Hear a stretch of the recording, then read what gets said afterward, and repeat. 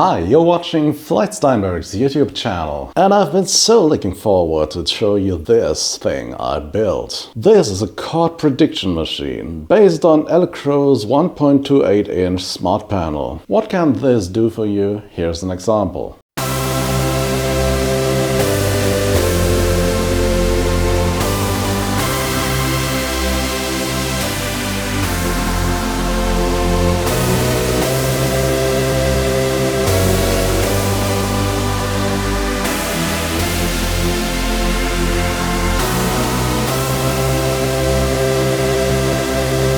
So naturally, today's video is sponsored by ELECROW. ELECROW is a company that builds a lot of smart devices, and they also host a lot of wikis and knowledge that are useful and helpful for DIY builders. This panel here is only $30, and we'll take a look at what this can do as a MIDI controller in this video. So if you think that's interesting, please join me for the next minutes. Here we go. So this $30 smart panel is a round 240 by 240 pixel touchscreen. It's surrounded by an aluminum ring that can be turned left or right in steps. In the base, there are multicolored LEDs that a software developer can access individually. Under the base, you'll find a USB port and a UART and I2C port for connecting standard electronic components. The screen also is a mechanical button, so you can push it down. This device is built around an ESP32 chip, which has plenty of libraries that help you realizing your ideas. For the prototype in this video, I added this $15 MIDI Shield breakout board. It's easier to use this than to build your own MIDI I/O circuit, and it's not a lot more expensive. For developing the firmware, I used Visual Studio Code and the Platform I/O extension, which will install everything needed for compiling and uploading automatically. ELECROW provides a very extensive wiki for their products that should cover all your questions.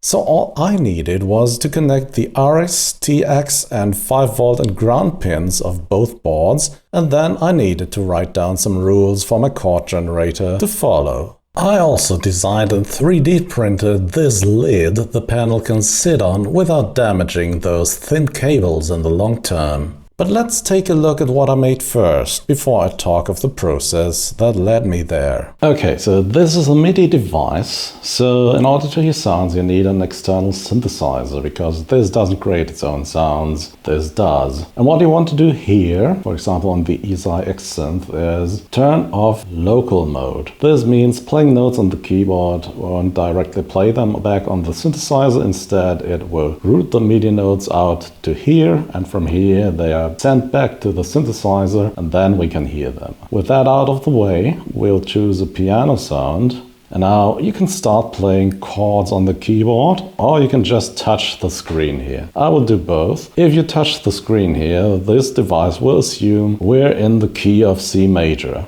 Once this device has come to the conclusion which key we're in, you can then just start tapping the basic diatonic chords that belong to the key you're in. The most obvious ones are highlighted in green here, and you can just tap them to play them back.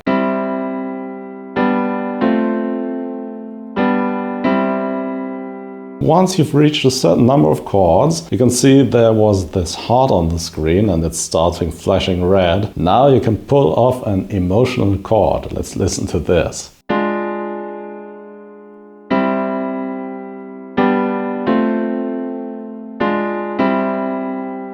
So what it does here is some internal calculations, and mostly it will borrow a chord from a related key, for example the key of C minor. There are a number of other tricks in the book that it can pull off to calculate some emotional chords. This is the most common one. I've prepared this for different styles of music, 80s pop, jazz. Per default, this device will adhere to the logic of 80s power ballads, because who doesn't like that? You can also choose not to play that chord and just continue playing another chord, for example on the keyboard.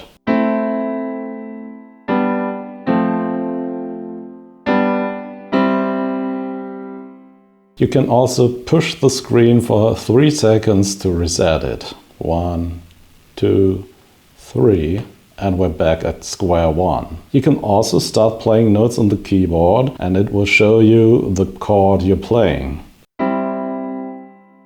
For example, that was a C major, A minor. It will also be able to parse more complicated chords like the C suspended here or this one. So that's a C dominant 7, F dominant 7. Or what about this one? D minor with added 6. There are endless tables of possible chords. There's a database there and I just look up these chords. Let's take a look at some more functionalities here. I've already shown you can now tap these chords. If you just tap this blue circle here in the middle, then it will play a gospel passing chord that leads you to the chord you select here.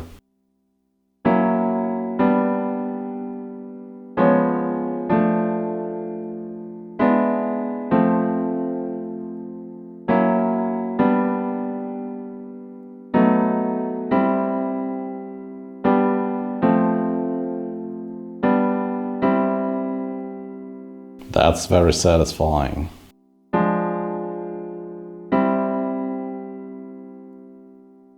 Another function is you can play bass notes, and there are 2 modes of bass accompaniment here. So if you just push this down while it's not blinking, you can see we have bass root here, and now it will play just the root note of the chord as a bass note.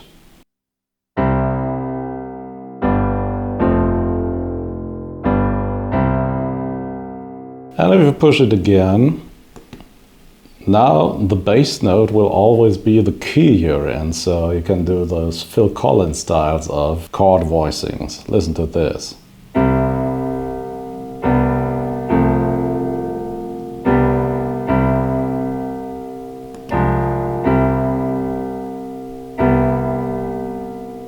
Beautiful. Hey, recently the YouTube algorithm hasn't been particularly forgiving for my videos. So I'd be happy if you support this channel by sharing this video, liking and subscribing, and generally doing the YouTube stuff. Coming up with ideas like this takes a lot of time, and seeing the subscriber numbers grow is a little bit of reward at least. Thank you very much. Okay, sometimes when playing chords you will notice a small yellow key icon appearing here in the middle circle. That can be used to trigger a key change, because chords share certain keys. For example, if you change from C major to F major in the key of C major, then F major of course is the root chord of the key of F major, okay? So this device will then offer you to switch the key from C to F, and then the chords you can play here will change as well. Let's take a look at that.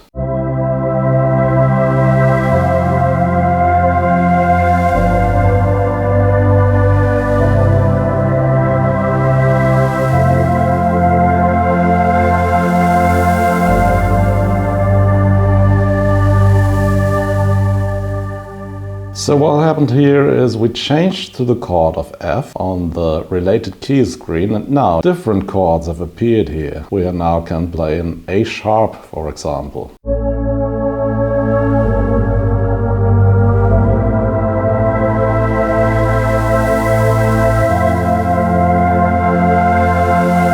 Now F is the root chord. Okay, that's key change mechanism. Takes a little bit of practice to get good results from this. You may need to rehearse this. Turn the ring here. We can change through the various chord pages if you're looking for more out there chords, so to speak. So we have functional chords with suspended and additional notes. And we have related keys. At the moment there's nothing here. And we have the chromatic and altered chords. If you choose to play one of those,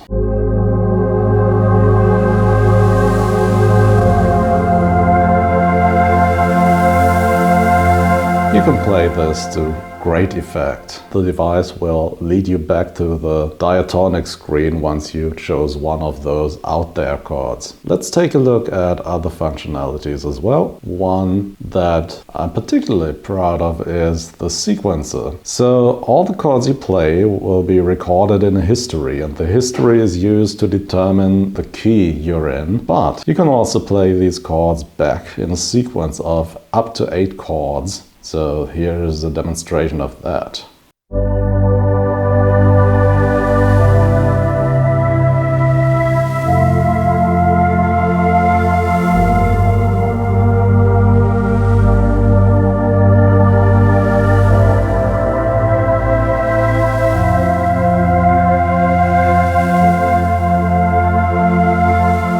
This sequencer will use the bass note settings you chose earlier. One more hidden function. If you hold down the mechanical button for 5 seconds, the screen will be flipped. That's useful for the layout of the cables here.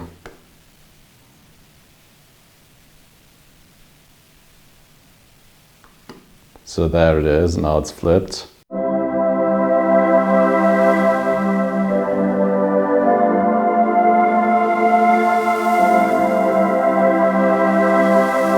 And if you accidentally triggered the passing chord function, tapping it again will disarm it.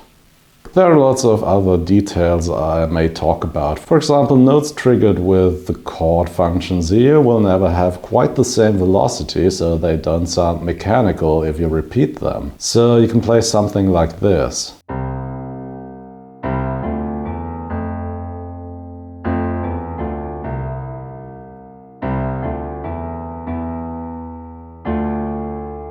The velocity this device uses will also be derived from the velocity used on the keyboard. So this was a bit weak. You can also hit the keyboard and it will adapt to the velocity used.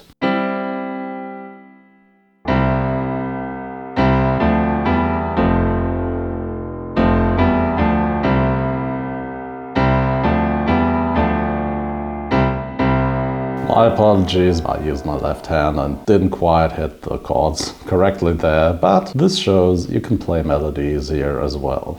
And if you rehearse this a bit, you can throw the one or the other emotional chord in between there. Let's try this.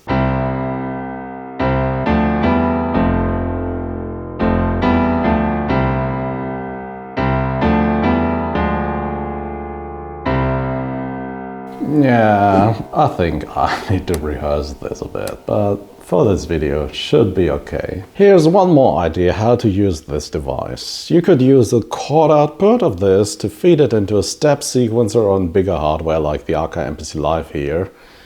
Not going to do this now, I'll try to create a synth jam. So wish me luck, here we go.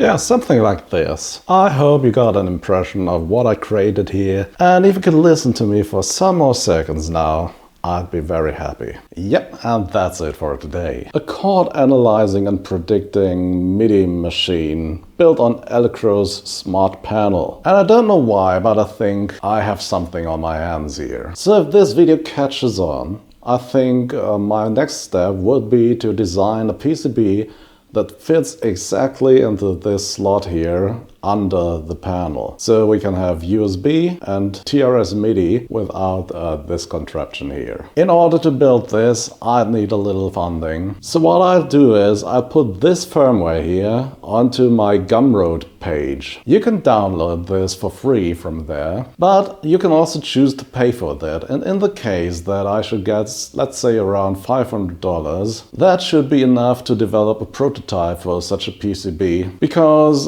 developing PCBs isn't that hard, but it also comes with a lot of trial and error, and I will have to pay for my errors because I will have to redevelop the PCBs and let them be shipped to my place and so on. I think I don't need to explain that. So if you think what you saw here is cool, and if you want to support me, and if you want this to happen, then you know where to help me. But of course, none of this is mandatory. Thanks for watching another of my silly videos, and hopefully see you again next week. Bye bye.